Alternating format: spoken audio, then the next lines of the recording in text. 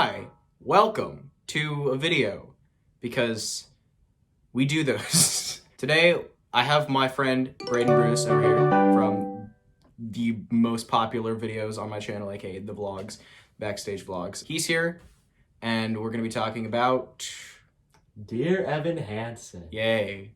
Probably one of the best musicals to ever exist. You can find me on that. They're high up on the list. So, we're gonna talk about it because, he saw it live, I enjoy the show, and we needed a video idea. So, let's just start. Amen. I first saw the show, my first memories of the show in general were back, right when it was coming out. When I was starting to get into theater. So, it was just, all of my friends being like, oh, Ben Platt, Ben Platt. Of course. And then, because why wouldn't they? Yeah. And then, I heard, just waving through a window and, You Will Be Found. Beautiful song. But I didn't see the show actually, or listen to any of the music again until I saw the show when it came here. My friend, he originally told me about the musical. He was like, yo, Dear Evan Hansen, you should listen to it. It's a good musical. So I did. Actually, I didn't listen to the whole thing. I think I listened to a few songs and I was like, eh. I know. Unpopular opinion. I just listened to the first two. I got all the way up to Sincerely Me and I was like, eh. Granted, I was 12 or what? Yeah. Wait, how long ago was? That's what I'm saying. It was 2016, wasn't it? Wow. I was a fetus then. So I didn't really listen to it again until I think a year later, until I actually listened to the whole thing and actually understood what the show was about. And then I was like, oh wait, it's actually good. Yeah. Mm-hmm. Also Ben Platt. Ben Platt. He was the only reason. He was something that kept me attached to the show in the beginning. Because, I wasn't really listening to the music and I didn't want to watch a bootleg yet. So, it was just Ben Platt and waving through a window. I mean, originally, I didn't really get the whole thing about Ben Platt. I was like, oh, he's nice.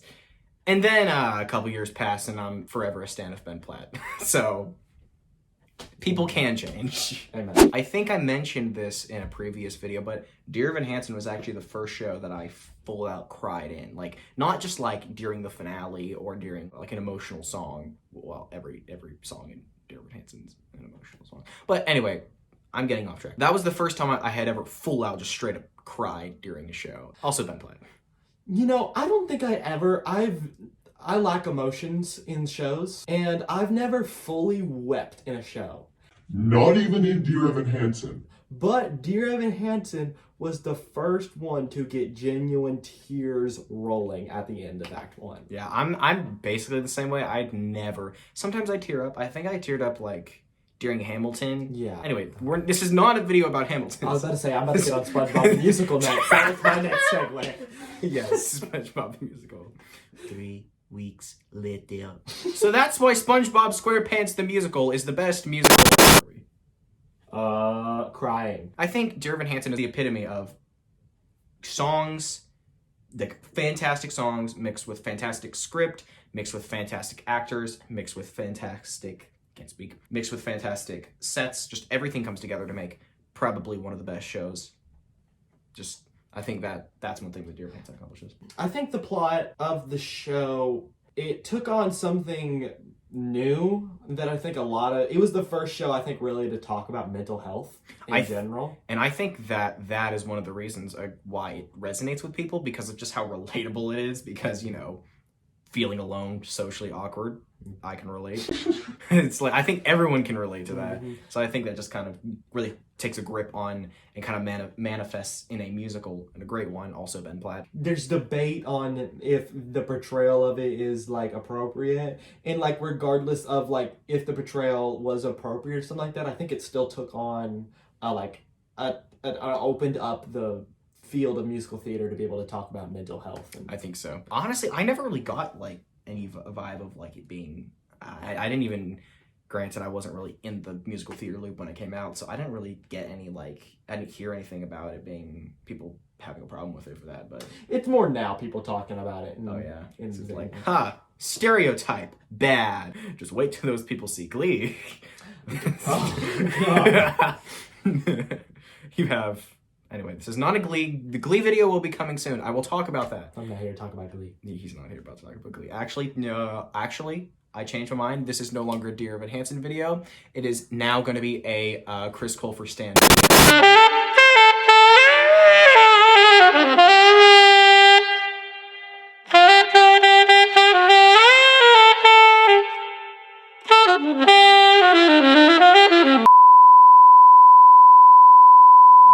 Or we could just talk about Will Schuster.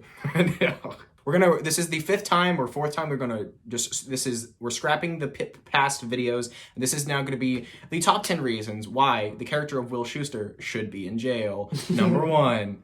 Matthew Morrison. Number 2. Blackmailing people. Number 3. Mental health. It's portrayal of mental health. That's where we were. Not just mental health, but social media and just the effects of like, hey, this went viral. People don't like it. Death threats. Stuff like that. That is true. It was the first show to kind of also take on that modern feel of like the internet and everything, just like you said, yeah. I don't know how the show sounds like it has like a 30-person member ensemble and only has like, 2 people? True. Ben Platt and Ben Platt. It has a full sound whenever they're all singing. So Also Ben Platt. That's a good job. Also Ben Platt. That's gonna be a recurring theme. It's just Ben Platt. True. Exactly. Pasek Paul and Ben Platt. That's all I have to say. I agree. That's all I can say. Why don't we try to go more in depth than that? So Ben Platt. Yeah, I mean, I could do a little bit of a rebuttal with, I don't know, Ben Platt. Yeah. Seriousness, though. Ben Platt. No. I'm gonna stop making cringy jokes. I think this is one of the cast album, not like cast recording, not soundtrack. There we go. I think this is it's one of the better, or not better, but one of the best cast albums that does not have skips. Like, I think there's maybe 1 or 2 that are kind of in the vein of skippable. I agree with that. You see, I was just talking to the camera. You checking your watch. Sorry, there was someone. I was my blood sugar. Okay. But what? Go back. What did you say at the end again? I said, I don't remember. What was I saying? You said something about skippable. Yes, there are no skips. The cast album is one that I can't just like put in a playlist, I feel like, and listen to. Mm-hmm. If I'm gonna listen to Dear Evan Hansen, I have to like listen to Dear Evan. It's like Hamilton for me. Like, if I'm gonna listen to Hamilton, I have to listen to Hamilton. Yeah. Honestly, I feel like that's most musicals. Like, most musicals are only truly good if you listen to the entire thing at once. I mean, with musicals getting more modern and pop music that's becoming less and less of the case, but yeah, I mean, it definitely is a part of the new age of that contemporary. Which I am all for, because some of these more modern musicals, I'm like, well, I'm a classical baby, but I do like more contemporary shows as well. I have to disagree. I really like modern musicals. Well, also we can look at that, James, in the difference in how we sing. Very true, because like your voice sounds like I don't know, 40-year-old professional opera singer. That's not an insult. That's a compliment. It sounds like classical. It sounds really good. Mine sounds like a pop singer. No, you sound just Mine's like Beyonce. No, you sound like the Ben Platts. You're contemporary. Thank you. You sound amazing, James. Thank you. You sound even better. What's going on? Welcome, not Walker. Welcome to the Mutual Admiration Society. Mm-hmm. The society that consists of me and Braden complimenting each other. Yeah. In a very awkward fashion. Mm-hmm. Also Ben Platt. So, music. I think that they did a really good job of building this show with the intent of having it with a smaller cast and still having such a full sound. I know. Like, when you see the entire cast just standing there and they're all singing, they blend so well. It's an incredible blend. I know. I think people always talk about how, people always talk about Ben Platt, and they don't really give as much focus to the ensemble. When I saw it live, Oh yeah, he saw it live. I did see it live. I am just the pleb who watched the bootleg, but anyway, That's fair. that's neither here nor there. Actually, it is here, but never mind. Boo, you're not funny. I'm editing this and I'm cringing. It was just incredible how like I said, there weren't that many people standing there all around, but it literally was like a full-on surround sound, perfect voice like you hear on the recording. It's like they played the recording with it, like no matter what and how people they were. It's that type of blend. That is something that would make choir directors happy. I definitely. And I'm not even really like a choir person. I like the closest I get to is you're a choir person. I want to be music educator. Exactly. So Mr. Choir person also makes me happy, even though I'm not a choir person. I'm a soloist, as you can tell, because I won't stop singing and doing runs and stuff. Makes my little toes wiggle. I'm lacking the vocabulary. I can't speak. I'm just like, that's fair. It's good. Good ensemble. Ensemble good. Ensemble good. Sometimes I wish I had a bigger vocabulary so I could express my love for theater. But no, I'm going to have to just stick with ensemble good for now. It's okay. Characters. So Ben Platt... I need to stop before people just want to slap me through the screen. They're like, shut up. Can you count how many times we say Ben Platt? Ben Platt. All right, introducing the first ever Ben Platt-o-meter. The amount of times it's just the amount of times we say Ben Platt, it adds to the Ben Platt-o-meter. Once the Ben Platt-o-meter reaches 100, we become Ben Platt. Exactly. The characterization, especially, I think this has to do more with what I've seen in the bootleg and in the cast recording of the original characters, Will Rowland. But honestly, just the script as well. The characterization, beautiful. I agree with that. When I saw it live, I saw it with Ben Levi Ross. Ooh. As Evan Hansen. It was his final show. Oh, wow. So I stage doored that and I met him. Oh, dude, that's awesome. I have a signature, so I'm pretty proud of that one. But Ben Levi Ross's they just got all the Bens. True. It's like the Chris's in the MCU. Except the Bens are better because it's theater. Yeah.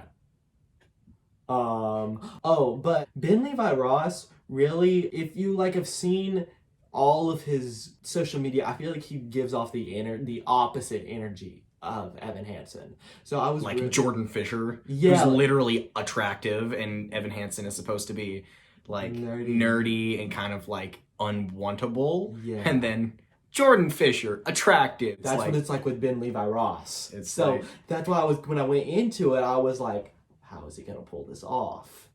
But then it was literally it was a perfect cutaway, and he was the exact opposite. It was beautiful how well he just adapted into. Somebody's been doing their backstory work. You know what? I wouldn't doubt that Ben Levi Ross has done his backstory work. Yes. I wouldn't doubt it. Because if he didn't, probably wouldn't get the job. Probably wouldn't be Ben Levi Ross. No, he definitely would not. Angie D says, what? So yeah, I think the characterization, great.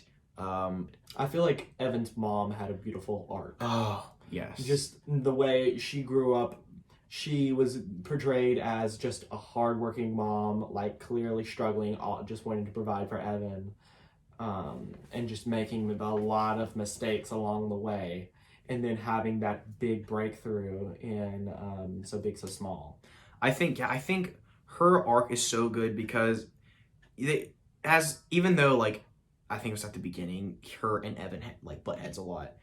You don't really see either one of them as hero villain.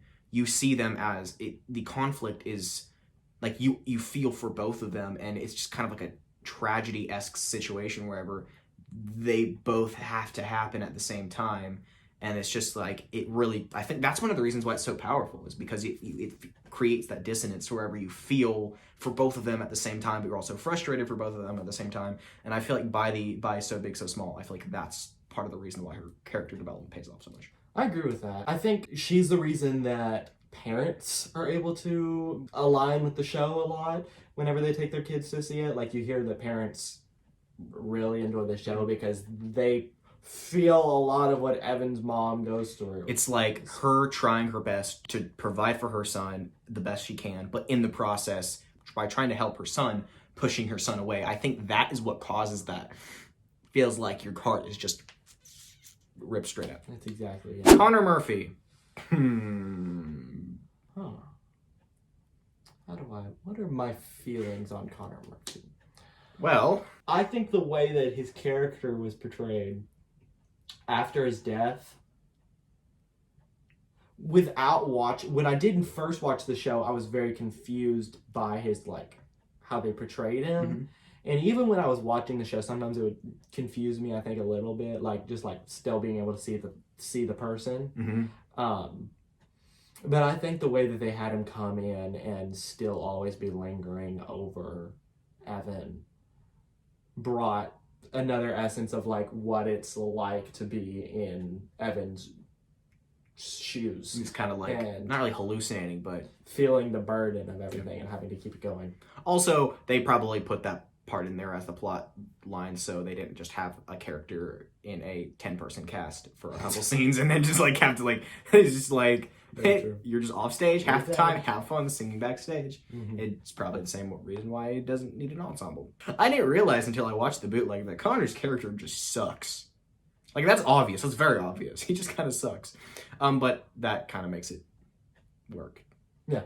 I agree with that. Yeah, I think especially at Words Fail, but that whole scene, especially where everyone's yelling at each other, it's so good. It's just like, it's so impeccably written. The performances are chef's kiss. It's just good. I agree I with feel like I end every sentence. It's just good. It's just good. It's just good. It's just good. Also, David Hansen, it's just good. it's just good. It's like, instead of hashtag you will be found, it's hashtag it's just good. It's just good. Denny's, it's just good. I don't know why it calls Denny's, but it's like that. It's like this Spubby Eat Freef. Have you seen that? No. You've never seen Spubby Eat Freef? No. no. Okay. Spubby What? Eat Freef. What is that even? So, David Hansen, it's just good. Just, Let's see. I'm dead. What's next? Braden has broken me. I try. Well, Plot. I think we kind of already really discussed this, but I think the pacing is beautiful. I think the pacing is probably some of the best pacing in a show. I just feel like everything, it constantly keeps you engaged. It's just good. Yeah, it doesn't lag much. There's not much lag. It is building you up. You always are kind of on the edge of your seat, like from watching the show, always on the edge of my seat, just waiting for the next thing to happen, because I always know that there's no good way that this can end. Exactly. That's the thing, is when you're watching the show, is you know that it's just snowballing. It's snowballing, and eventually it's going to come up. And that's what kind of makes it so heartbreaking at Words Fail, because it's like, Yeah. you know he's living a lie, and you can't, like... This is the moment that we've all been waiting for. I think the connection of Act 1 and 2 suffers a little bit because they Yeah. feel so disconnected, but in a way that kind of works, though. Like, depending on how you look at it, because Act 1, beautiful, perfect on its own. Act 2, really good. But the way they transition, it feels a little bit jarring, just because of, like, the separation of the acts. It doesn't feel like a complete, cohesive story, but that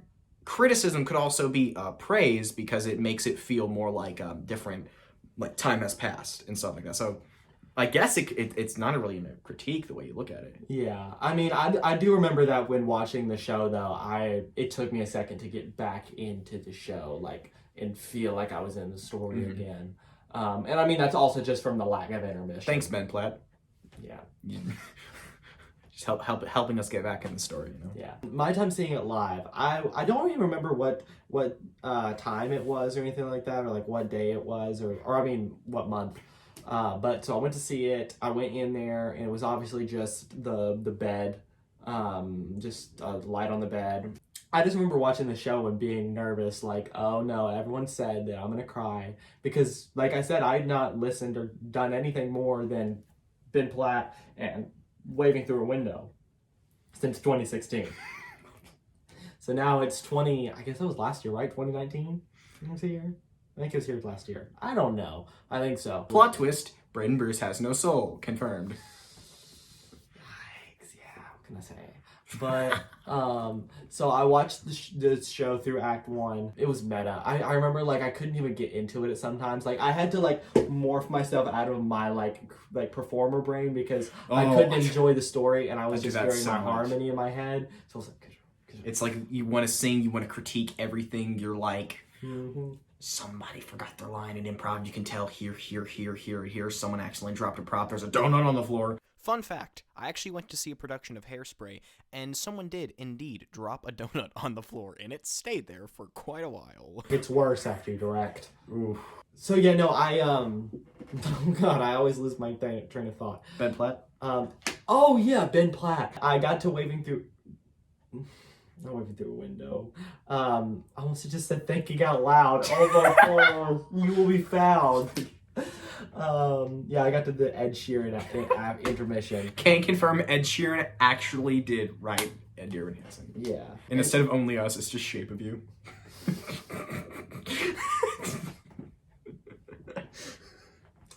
So anyways, Act 2 what was rough for me watching, because watching as like his life crumbles around him, and as he's like, it's just one side saying one another, other, and it's sad. It's so sad, and it's the ending that you knew was coming, but you hoped it didn't. Somehow they were gonna pull that fairy tale magic, but they didn't. No, because Ben Platt. Because as much as we wish, Ben Platt is not a fairy.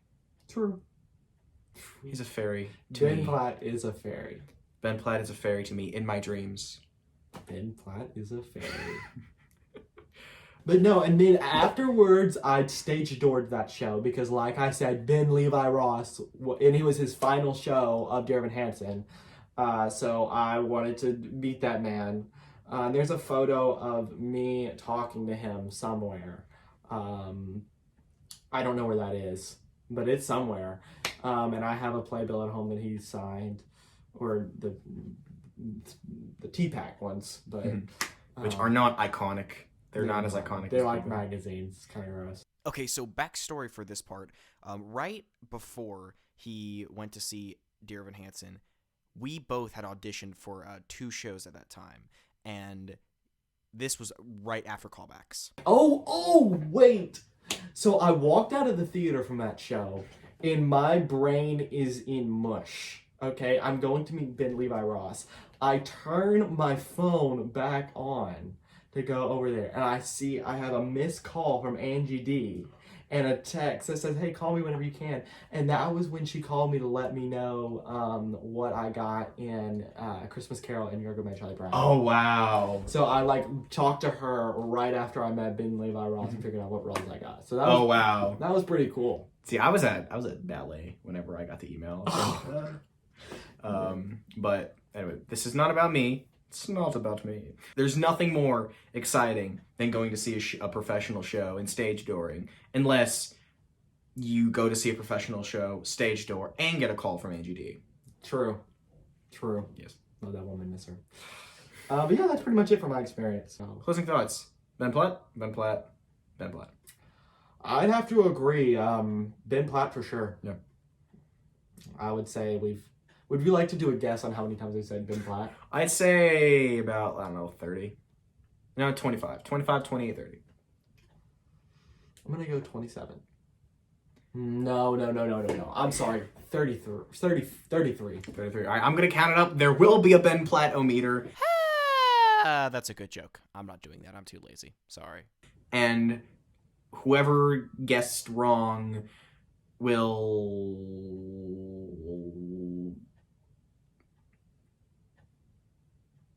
be wrong. Amen. Deal. I think Dear Evan Hansen is one of the shows that I hope there's more shows like it, like the combination of just ingenious set design, which puts the focus on the acting, singing, and songwriting. Just overall songwriting. The fact that the show is blends so well with the music. And just everything about the show. Brilliant performers. I hope more shows are like it. I think this show brought a lot of change to how Broadway's able to talk about things, and also just the style in general. I think it was a pioneer in it. I mean, Also, Pasek obviously- and Paul, beautiful. I think obviously there were shows that were contemporary before like it, but I think it really did. It brought in a new wave of also appreciation for Broadway. Oh yeah, I think that shows like Dear Evan Hansen, especially shows that break through to the mainstream instead of just staying in the Broadway community, are always great. I know they kind of suck sometimes because you have people who are like, "Hi, I'm Mary, and I like musical theater." Oh yeah? What kind of shows do you like? I like Wicked and Dear Evan Hansen. My favorite song is Popular and Waving Through a Window. Like, stuff like that. But I do appreciate the fact that, I do appreciate certain musicals that eventually break through to the mainstream so that it makes us theater kids look somewhat cool. Yeah, I agree with that. I think it's also allowed for Evan Hansen to be one of the most challenging male tracks on Broadway. Also, my number one dream role. If you've seen my dream roles video, I'm rambling. I'm sorry. It's okay. And yeah, I just think it's a great show. It's on the top of my lists. It's high up there. And yeah, I appreciate it. I appreciate what it did. Thank you too. It's done. I hope you enjoyed this video. Thank you for watching. I will have to do some serious editing because we'll have to cut it down to our most concise thoughts, and I might have to fast forward or cut out the times we just started saying Ben Platt randomly. Or no. I'll after this video, I'll just do like Ben Platt supercut, and it's just like all the times we said Ben Platt. That would be amazing. Ben Platt. So yes, I'll probably do that. But yeah, thank you so much for watching. If you enjoyed this video, don't forget to give Braden Bruce a hug. He likes hugs. You should give him a hug. But only if you like this video. But yeah, don't forget to like and subscribe, because if you do, it'll make me happy. It'll also make Braden happy. Yeah.